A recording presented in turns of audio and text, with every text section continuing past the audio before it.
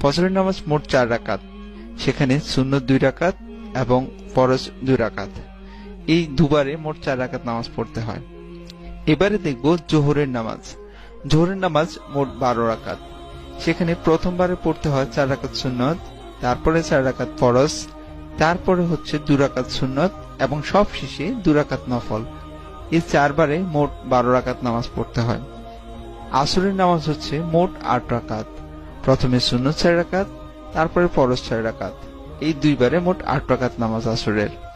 মাগরিবের নামাজ মোট 7 রাকাত, সেখানে প্রথমে ফরজ 3 রাকাত, তারপরে সুন্নত 2 রাকাত, তারপরে নফল 2 রাকাত। এই 3 বারে মোট 7 রাকাত নামাজ পড়তে হয়। ঈশার নামাজে মোট 15 রাকাত, সেখানে প্রথমে সুন্নত 4 রাকাত, ফরজ 4 রাকাত, তারপরে সুন্নত 2 রাকাত এবং তারপরে নফল 2 রাকাত, সবশেষে বিতর 3 রাকাত।